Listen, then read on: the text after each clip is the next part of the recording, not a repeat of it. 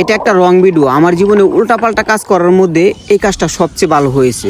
আশা করা যায় যে আপনারা যদি এই ভিডিওটা পরিপূর্ণ দেখেন তাহলে অবশ্যই উপকৃত হবেন। আমি আজকে আপনাদেরকে এই ভিডিওর মাধ্যমে দেখাবো যে কিভাবে আয়রনযুক্ত পানি একেবারে ঝামেলা ছাড়া এবং কম খরচে আয়রন রিমুভ করা যায়। এই ভিডিওটি আপনি মনোযোগ দিয়ে দেখলে আপনিও পারবেন একেবারে ঝামেলা ছাড়া আয়রন মুক্ত পানি ব্যবহার করতে। এই কাজটি করার জন্য আপনাকে 4 ইঞ্চি 4টা এলবো এবং একটা 4 ইঞ্চি জালি পাইপ ক্রয় করে নিয়ে আসতে হবে বাজার থেকে। তারপর আপনাকে 500 লিটার পানির ট্যাঙ্কের জন্য জালি পাইপটাকে 17.5 ইঞ্চি করে 4 টুকরা করতে হবে। আমি প্রথমে 18 ইঞ্চি করে কেটে ফেলেছিলাম, তারপর আমাকে আরও আধা ইঞ্চি করে কেটে ফেলে দিতে হয়েছে, কারণ এটার ভিতর ফিট হচ্ছিল না। এ কারণে আপনাদেরকে এর পরিপূর্ণ মাপটা আমি দিয়ে দিলাম। 500 লিটার পানির ট্যাঙ্কের জন্য 17.5 ইঞ্চি করে কাটতে হবে। তারপর 17.5 ইঞ্চি পাইপের 2 মাথায় 2টা এলবো লাগাতে হবে। তারপর পাইপটিকে এভাবে রেখে পাইপের মাঝ বরাবর 1 ইঞ্চি একটা কানা করে দিতে হবে এবং বিপরীত সাইডের পাইপটি শুয়ে রেখে আরেকটি 1/2 ইঞ্চি কানা করতে হবে। পাইপটিকে মূলত এলবোর সাথে সংযোগ করে এভাবে স্কোয়ার বানাতে হবে। তারপর প্রথমে আপনাকে পানির ট্যাঙ্ক থেকে পুরাতন পানি ফেলে দিয়ে প্রথমে আপনাকে ট্যাঙ্কটাকে পরিপূর্ণভাবে পরিষ্কার করতে হবে।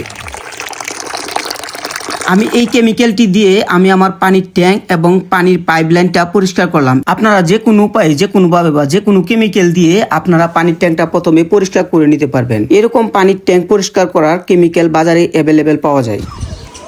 পানির পাইপ পরিষ্কার করার জন্য আমি পানির আউটপুট লাইনে এই হ্যান্ডেলটি ব্যবহার করি, এতে করে পাইপের আয়রন পুরোপুরি রিমুভ হয়ে যায়। এখন আমাদেরকে 1/2 ইঞ্চি এবং 1 ইঞ্চি 2টা পাইপ 2টা কানার মধ্যে পুরোপুরিভাবে সেট হয়েছে কিনা এটা দেখে নিতে হবে। এখন এখানে 2টা পাইপ পুরোপুরিভাবে সেট হয়েছে। এখানে একটি পাইপ হলো পানি আউটপুট লাইন আর অপর পাইপটি হলো হাওয়া টানার জন্য যে পাইপ, ওই পাইপ। এখানে যদি আপনারা হাওয়ার পাইপটা না দেন তাহলে আপনাদের পানির স্পিডটা অনেকাংশেই কমে যাবে। এখন আমাদেরকে এই জালি পাইপের মধ্যে 3 থেকে 4 বার নেট পেঁচিয়ে নিতে হবে এবং এই নেটগুলো আপনারা ওই পাইপের দোকানে কিনতে পাবেন।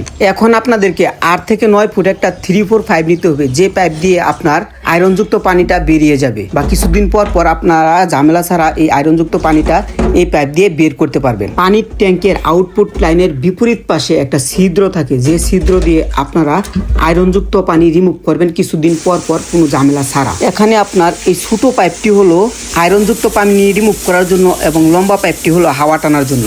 এখন এই পাইপ দিয়ে কিভাবে আয়রনযুক্ত পানি রিমুভ করে এটা এখনো আপনারা বুঝবেন না যতক্ষণ না পরিপূর্ণ ভিডিও দেখবেন। এখন এই কাজ সম্পূর্ণ করার পর এখন আপনাদের প্রয়োজন হবে 4 ফুট পাথর, 2 ফুট সিলেকশন বালু এবং 2 ফুট মোটা নরমাল বালু। প্রথমে পাথরগুলো অনেক ময়লাযুক্ত থাকে, এই পাথরগুলোকে প্রথমে আপনাকে ধুয়ে ভালো করে পরিষ্কার করে নিতে হবে। পরিষ্কার পানি দিয়ে পাথরগুলোকে ততক্ষণ পর্যন্ত ধৌত করতে হবে যতক্ষণ পর্যন্ত পরিষ্কার পানির মধ্যে পাথরগুলোকে পরিষ্কার দেখানো যাচ্ছে। এভাবে ধৌত করে প্রথমে 4 ফুট পুরো পাথরই এই ট্যাঙ্কের মধ্যে দিয়ে দিতে হবে।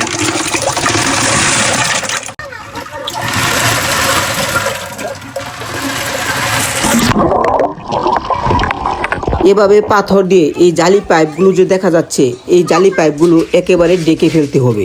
ডেকে ফেলার পর দ্বিতীয় কাজ হলো আপনার এই পাথরগুলোর উপর আপনাকে নেট বিছিয়ে দিতে হবে, যাতে করে আপনার সিলেকশন বালু এই পাথরের সাথে মিশে না যায়। এই পাথরগুলো আপনার পানির আর্দ্রতা বজায় রাখবে। অতিরিক্ত গরমে পানি বেশি গরম হবে না, আবার অতিরিক্ত ঠান্ডায়ও পানি বেশি ঠান্ডা হবে না। এখানে 4 ফুট পাথর আছে, এই পাথরের ফাঁকে ফাঁকে আপনার পানি জমে থাকবে এবং পাইপের ভিতরেও যে পানি থাকবে এই পানিতে আপনার বাহিরের তাপমাত্রা পৌঁছাইতে পারবে না। এভাবে একেবারে ভালো করে নেট দিয়ে ডেকে দেওয়ার পর আপনাকে সিলেকশন বালু এর উপর সমানভাবে ছড়িয়ে দিতে হবে। কমপক্ষে 2 ফুট সিলেকশন বালু দিতে হবে। 2 ফুট সিলেকশন বালু দেওয়া শেষ হলে আপনাকে এখন আবার এটার উপর উত্তম রূপে নেট বিছিয়ে দিতে হবে, যাতে করে সিলেকশন বালুর সাথে নরমাল বালু অ্যাডজাস্ট হয়ে না যায়। এভাবে আপনাকে 3 থেকে 4 পল্লা নেট বিছিয়ে দিতে হবে, যাতে করে কোনোভাবে এই বালুর সাথে এই বালু অ্যাডজাস্ট না হয়। এভাবে নেট বিছানো শেষ হলে এখন আপনাকে নরমাল বালুগুলো এই জালের উপর একেবারে পরিষ্কার করে দিয়ে দিতে হবে। কমপক্ষে 2 ফুট বালু দিতে হবে।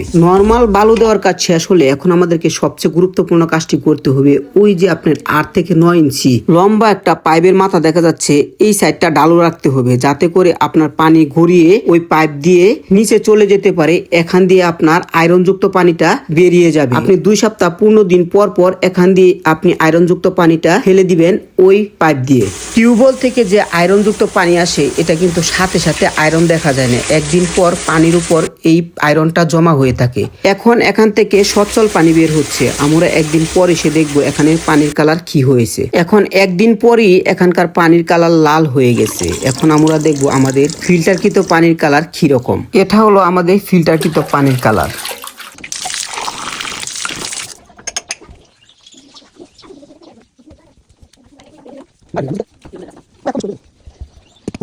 আর এই লাইন দিয়ে বের করা হবে আপনার আয়রনযুক্ত পানি।